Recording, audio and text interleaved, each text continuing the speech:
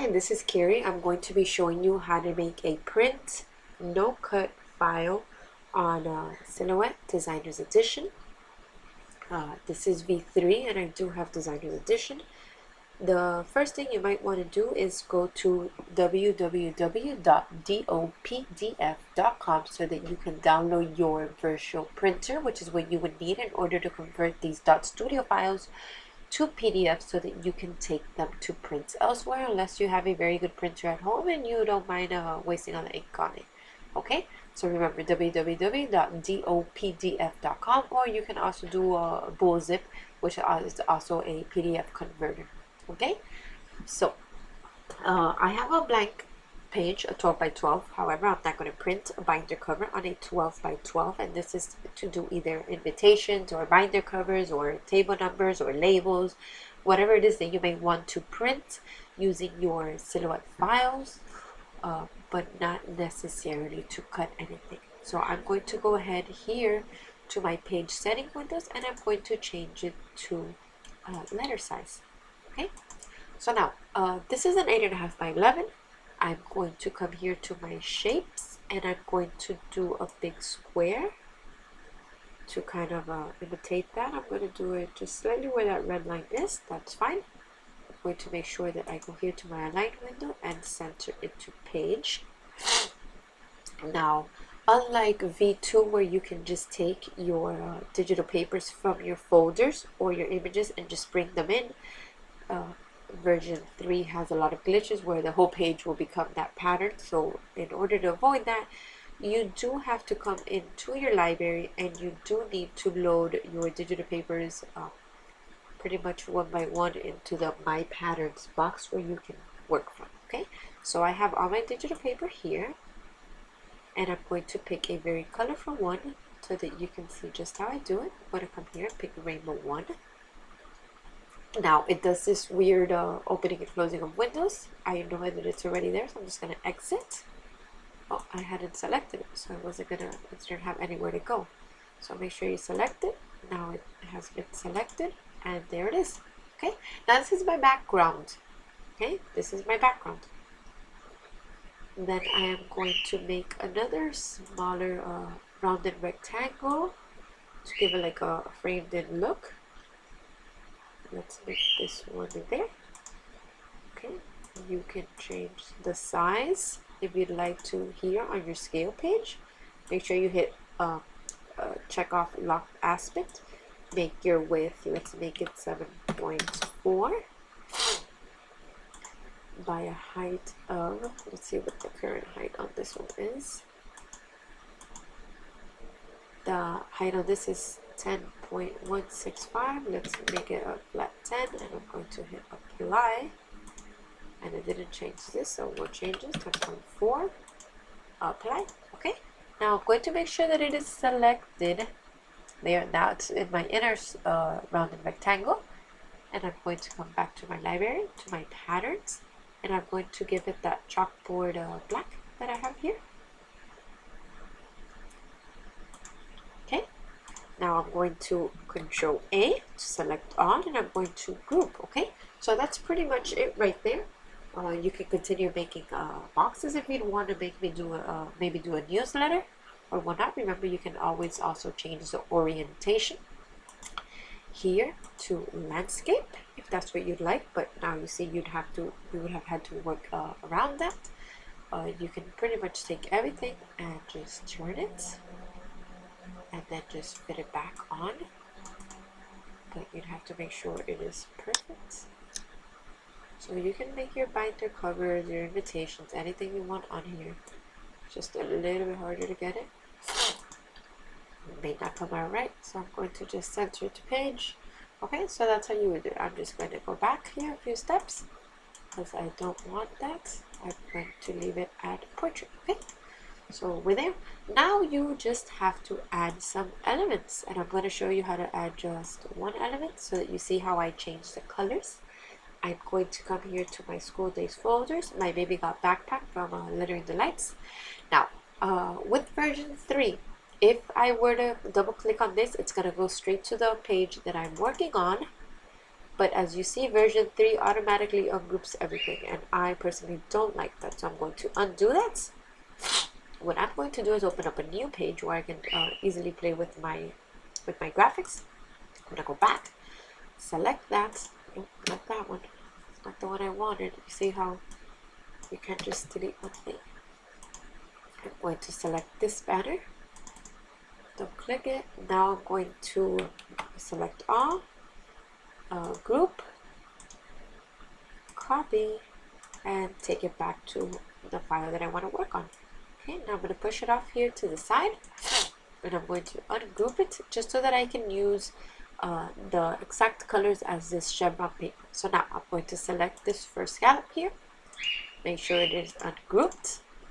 Notice how I'm going to show you again. You see all those squares mean that all of that is ungrouped, okay? So I'm going to select this first one, go here to my fill color, pick up this dropper, and let's make it purple. Okay, I made it that same purple. Go to the next one, and pick up the dropper. Let's make that one red. Let's make this one the same blue as the chevron paper. Let's change this green one to this green. Let's change this one to the, what color is it? To the yellow. And again, I'll go back here to the purple. I can pick it up from anywhere I want now. As long as there's somewhere that has that color, I can get it. Whoop, I did the purple one by mistake. Select this last one, and I'm going to make it that red again, okay? So there I have it. Now I come back, I select all, and I group so that I can easily play with it and rearrange it and put it wherever I like. I'm going to now change the size, play with it a little bit, push it off here to the edge, leave it there. Now I can go ahead and group this together so that that doesn't constantly start moving on me. If by mistake I want to hit it, just Control A and group. Now I'm going to add my text to it. So I'm going to put it off here to the side. I'm going to make this one lesson plans. Okay, so I'm going to select them both. I'm going to change the fill color. Let's make it white. I'm going to go to the line color and put the node color. Then go to my text style, and I'm going to use my Austin file font. And now I'm going to move it in here to where I'd like it, maybe centered there. Again, if you want to make sure that it's centered on the page, you just come back to your line, use center on the page, and now you can just change the size, and again, center on the page, and there you have it. Now, it is selected, as you can see from the squares and this green dot here. I'm going to right click and I'm going to offset it. Okay, on V3, when you offset it, goes automatically to 1.25. I'm going to apply, and I'm going to change that fill color. I'm going to take the dropper and let's make it purple.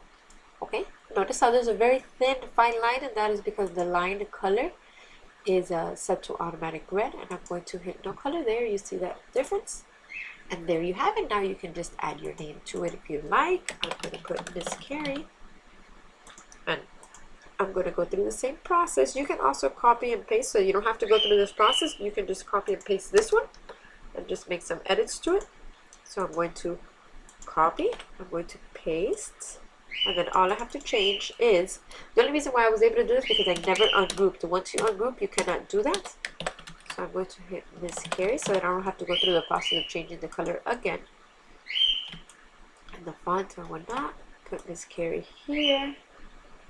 And then I'm going to do the same thing. I'm going to offset. I'm going to pick a color from my dropper, one of the same colors. Let's pick the red. My full color in this case, you don't really see much, but I know it's there. Okay, and there you have it. Now you can continue to add some graphics to it. If you want to add that owl, again, you change the colors now with SVGs, or if you have just a graphic that you want to import, you can go ahead and do that. Okay, now I'm going to first save it. Save as. I'm going to save it to my as a .studio file. So I'm just going to make this one lesson plan cover sample. Okay, Okay, now I'm going to print it, and you may want to name it the same thing only because when you open it and you have things that are similar, you might be a little thrown off. So I'm going to go here to my printer, to my virtual printer, and I'm going to hit print. Now, it's automatically going to give you a file name. You can just hit OK, and then everything will be called documents. So you have to change the name of that document. Now, I've had some experience with some glitches, so which is why I like to put the cursor to the left of that point dot before PDF, backspace, not past that forward slash, and I'm going to name it the same thing without spaces because sometimes there are some glitches with the space. So lesson plan cover sample, and I'm just going to hit OK, and now you will see it's going to start loading or converting that file to a PDF. Give it a few seconds and you'll see the PDF come up on my screen, and that is it. Then you just locate that file on your, don't worry about that. That's I don't know why that happens, but it didn't save that way, so you don't have to worry. Yeah. And that's it. There you have it. Now you can just go ahead and make any changes you want and continue to save that as you'd like. I'm going to close this, and then that is it. I'm going to file. I'm going to close it. Don't worry, again, I know you right now you don't see the colors, but I promise they are there. I'll show you. You see, they were there. I can close this. I no longer need this file. No. I'm going to show you when I come and I open it that it is still there. Although the only reason why I'd want to open it now is if I want to edit this one per se. I don't have to go through the process of recreating everything in the back. Now I can just go ahead and I'm going to get rid of that background. I'm going to click on this. That's why I'm telling you, never ungroup, so you don't have to go through the trouble again. And you can make this one say calendar. Oh.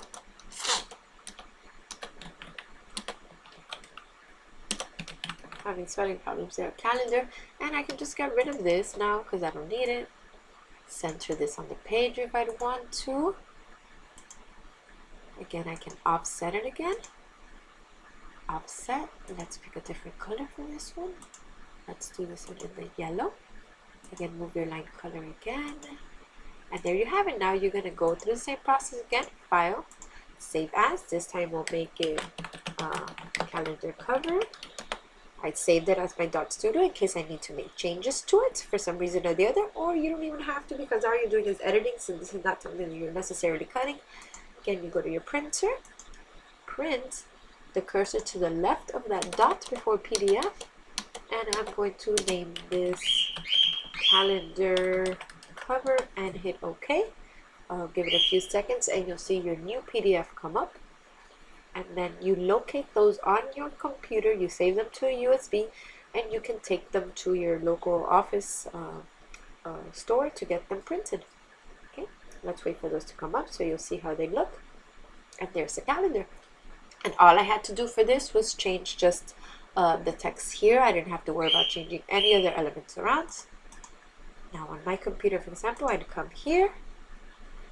I go to my documents, which is where my PDFs are saved. These are all my files here, and this is where the last two are. So now I literally just take this, copy, and paste to one of my drives, a USB drive that you may have, and that is it. I hope this was helpful. If you have any other questions, please contact me either through Facebook at Carrie Scrap Shop, or through Carrie, K-A-R-I, Bacallao, B-A-C-A-L-L-A-O, /Valle, V-A-L-L-E. If you have any questions, and thank you. And you may also visit my page on Instagram, which is Carrie Scrap Shop. That's K-A-R-I-S-S-C-R-A-P-S-H-O-P. Thank you, and I hope you've learned something.